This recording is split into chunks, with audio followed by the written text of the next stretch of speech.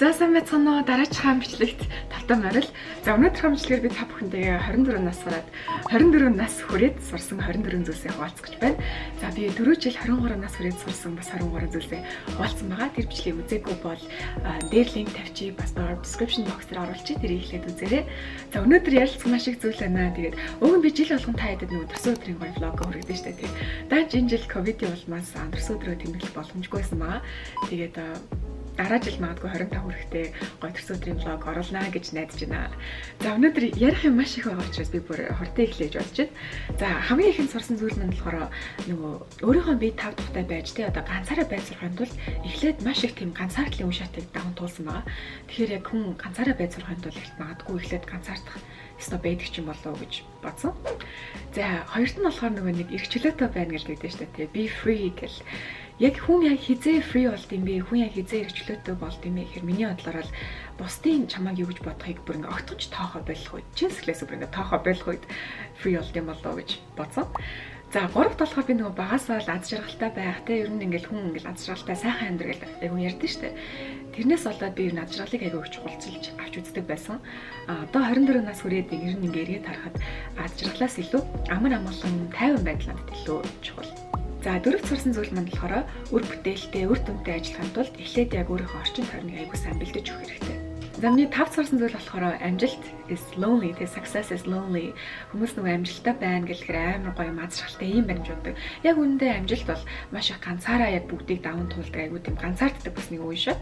Одоо уулаар ярих юм бол тий уулын жим ингээл дээшлэх тусам нарийсаад уулын оройд тиймээ дээшлэх тусам авирж байгаа хүмүүс нь багасдаг, цөөрдөг яг тэрнтэй адилхан юм болов уу гэж бодсон.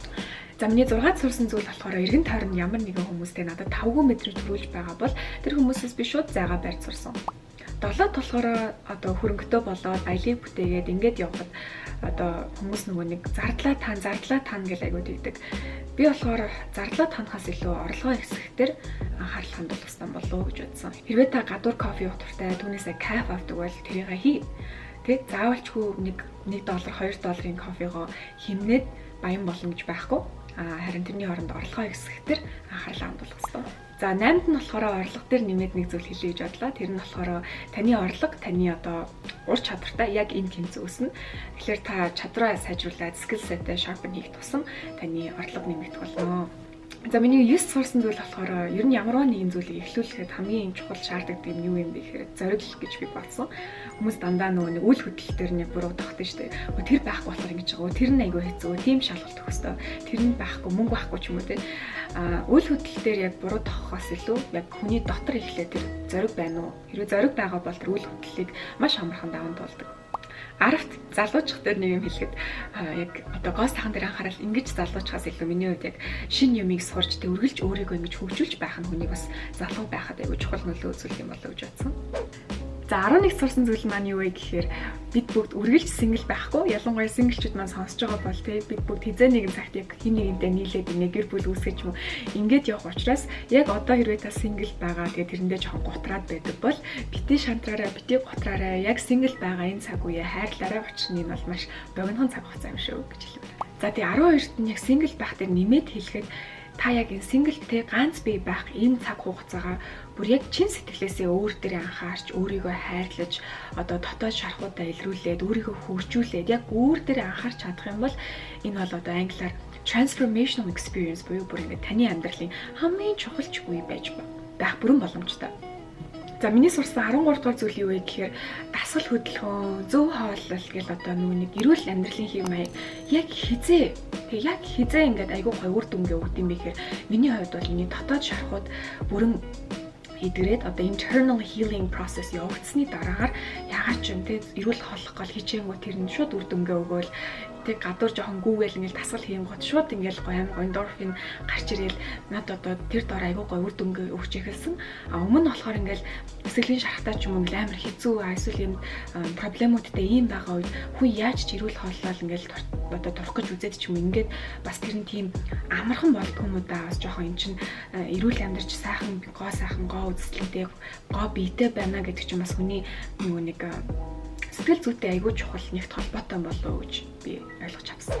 За 14-т нь болохоор би та бүхэнд ингээл нөө идрэх талаар айгүйх яриад байна шүү дээ. Ер нь бол миний 24 нас хүрээд одоо хийж чадсан ч юм уу те accomplish хийж чадсан хүрч чадсан хамгийн том амжилт юу вэ гэхээр одоо эдгэрэл явагдсан байхгүй миний дотор маш том тийм дотоод эдгэрлүүд явагдсан. Би бол тэрийг миний одоо баг хамгийн том амжилт гэж харна. Тэр сургууль төгсөн, энд ч ажил хийсэн, ингэж амжилт гаргасан гэхээс илүү дотоод хүний өсөлтийн тэр эдгэрэл маань миний хамгийн том амжилт. Тэрийг би юугаар цалахгүй гэж бүрэн дүрэн хэлнэ. 14-т нь би яг юу гэж хэлэх гээд байгаа гэхээр яг энэ эдгэрэл гэдэг зүйл чинь өөрөө олон хүний хамтаар явагддаг зүйл биш юм болоо гэж би бодоод байна. Миний хувьд болохоор яг хүмүүс танд тодорхой хэмжээгээр туслана те тодорхой хэмжээгээр аав ээж чинь ч юм уу гэр бүл чинь найз нөхөд сэтгэл зүйч гэх эдгээр хүмүүс ингээд тодорхой хэмжээр магадгүй энэ хүртэл туслаад энээс цаашаа одоо тодорхой хэмжээнээс цаашаа тэр хүмүүс танд тусалж чаддгүй.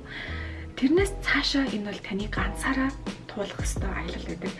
Энэ бол маш хэцүү аялал. Гэхдээ энээс цаашаа та яг ганцаараа явж ижил бүрэн одоо тэр итгэрлийг өөр дээрээ одоо мэдэрч чаднаа гэж би бодлоо. За миний сурсан 15 дахь зүйл нь болохоор яг тийм ээ одоо ингээд single байгаад болоод одоо ингээд харилцаанд ороо relationship болоод явхад та бүхэн маань яг таныг өөрөөр чинь хайрладаг те тэр хүний хажууд та байсан гав ганцаараа байсан ямар ч ялгаагүй байх тийм гоё одоо үргэлжлэх ч юм уу хайр дурлалыг хайгаарай гэж хүсэж байна.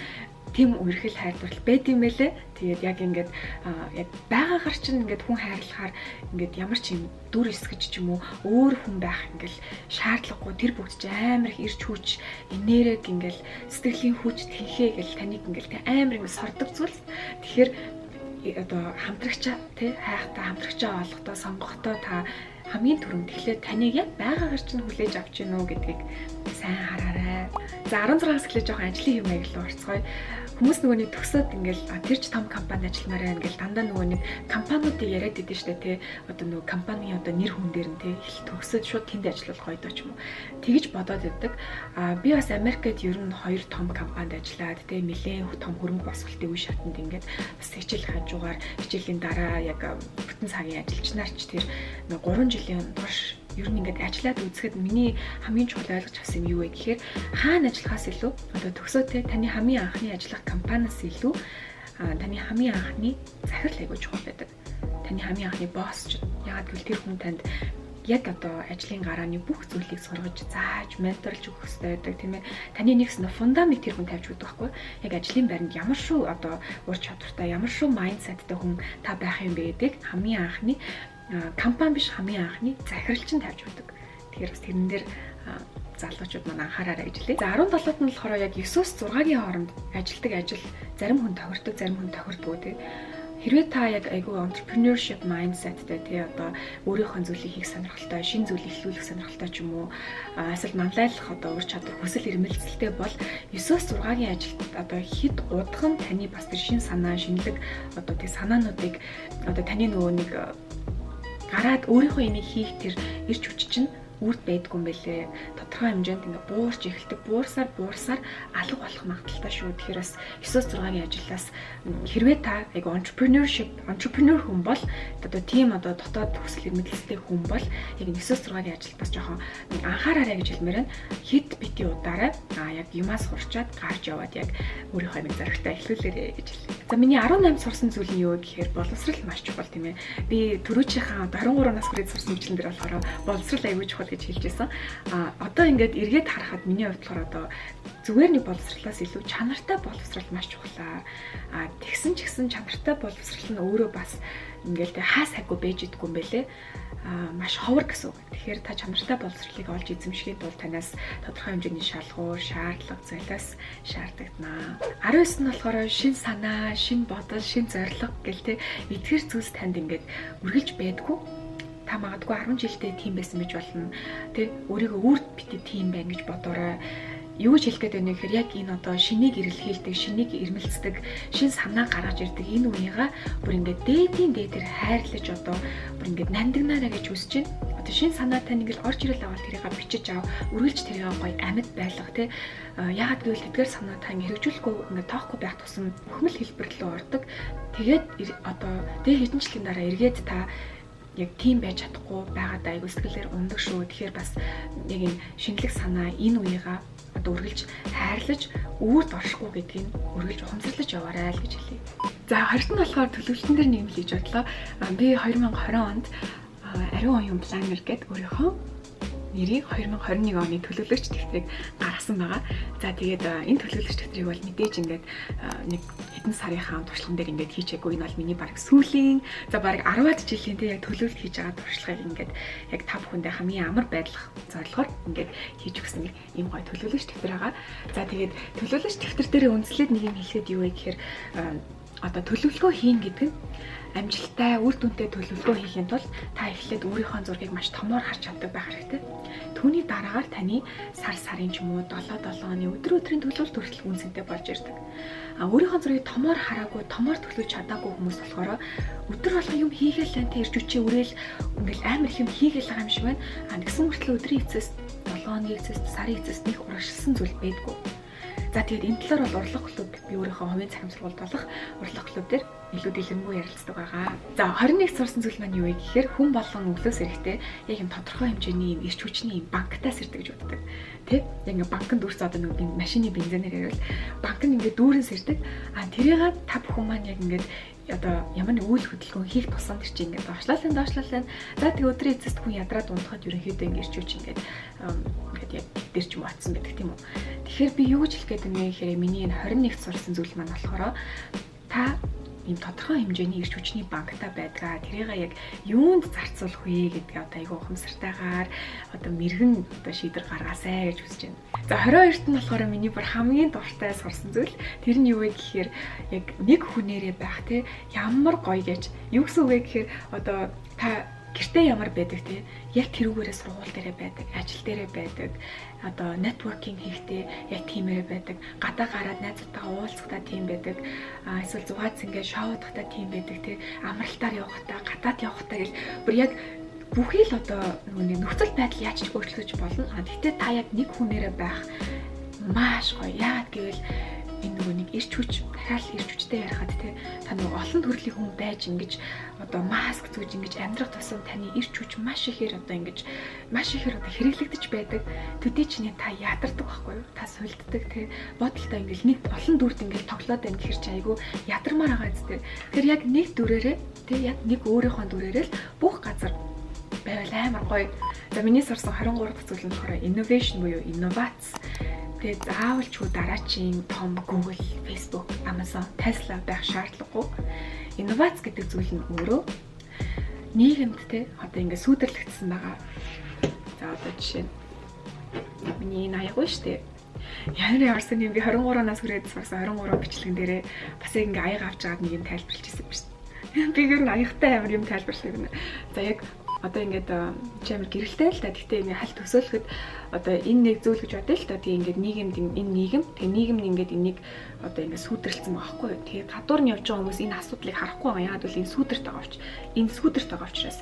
Тэгэхээр инновац гэхээр л заавалчгүй дараачийн ингээд амар том компани дэлхийд IPO зарласан ингэж тэ $1 billion valuationтэй болсон гэх мэтлэн тийм компаниуд байх шаардлагагүй.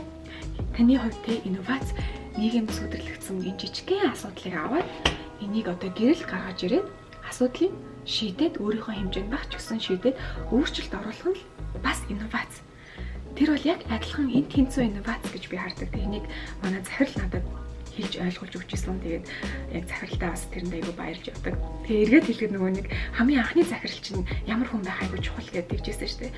Тэгэхээр бас надад одоо энэ зүйлийг хүртэл ингээд тайлбарж өгч ирсэн манай захирал. Тэгэхээр би тэр захирлаас зүгээр нэг цалин аваад яваад өгөх биш те. Яг тэр захирлын маань хэлж зааж сургаж өгсөн зүйл надад ингээ одоо хүртэл тийм ингээд би ойлгоод улам мэл уухаараад явж идэг. Магадгүй би 40-д 50-тай 60 хэд одоо бүр амар хөвшин болцсон ч гэсэн миний захирлуудын хэлсэн тэр олон сайхан одоо сургамж бүгд надад ингээд улам илүү үр шимээ өгнө гэж би бол боддог. За миний та бүхэнд хуваалцах өнөөдрийн хамгийн сүүлчийн буюу 24 дахь сурсан зүйл маань юу вэ гэхээр би өөрийнхөө захим сургалт болох урлаг клубээрээ дамжуулаад маш олон насны хүмүүстэй хуцаар ярьж тэр хүмүүсийн асуудлуудыг шийдвэрлээд хамтдаа чиглүүлэг олоод тэ шийдэл гарц олоод ингээд туслаад явдаг байгаа. За тэгээд урлаг клуб маань болохоор түрүү жил 13-аас 45 насны хооронд байсан байхгүй юу? Гишүүд маань тэгсэн чинь энэ жил 21 оны эсэлтээр энэ цар хүрээ улам ингэж одоо өргөцсөн байгаа. 11-ээс 47 нас болсон байгаа. Хамгийн бага гишүүн маань 11 настай. Тэгээд хамгийн одоо ахмад насны гишүүн маань болохоор 47 настай гишүүн байгаа. За тэгээд тэр хүмүүстэй ингээд ярилцаал тэг ингээд өөрийнхөө хэмжээнд бас ингээд харилцаанд орох тусам би яг юу олж мэдсэн бэ гэхээр би хүмүүсийг ингээд хараад ярихдаа одоо шууд ингээд нэвтрхий тал харж байгаа юм шиг бас тэгж ойлгож харах тийм чадвар надад суусан. За тэгээд тэгх тусам надад яг юу ойлгоцсон бэ гэхээр яг хүний бага нас гэж аягүй чухал юм байна тий. Хүний бага нас ямар нэгэн асуудалтай ч юм уу одоо өвдөлт шарах мэдэрсэн ийм үед хүн том болоод тий тэр хүний хувилбар нь ямар байх юмс бага настай маш чухал холбоотой байдаг. Тийм учраас миний 24-т сурсан зүйл маань яг юу юм бэ гэхээр би ээж болох үедээ би өөрийнхөө үр хүүхдүүдэд те байж болох хамгийн сайн, хамгийн эрүүл, хамгийн амар амгалан доктортой тийм одоо хүүхэд насыг би тэдэнд бүр ингээд бэлгэлэх нь миний бүр үүрэг юм байна гэж би бүр ойлгосон. Тэгвэл би төрүүлээл за би нэг ээж болсон, би чамаа төрүүлсэн гэл би чамаа энэ дэлхийд авчирсан гэл нэг юм ял тохож хүүхдүүдэд би хизээж тэхгүй.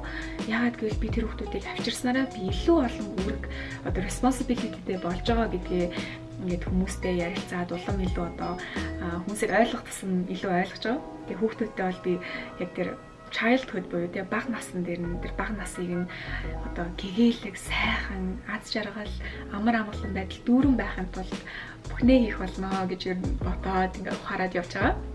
За тэгээд үүгээр ерөнхийдөө 24 нас хүрээд сурсан 24 бичлэгээ ингээд өндөрлөе. Тэгээд та бүхэнд манаас ухаалт бэлгэсэн бас жоохон гоё бодол санаа бэлгэлсэн бичлэг болсон байх гэж найдаж байна. За тэгээд дараагийн бичлэгээр уулзлаа. Түр баярлалаа.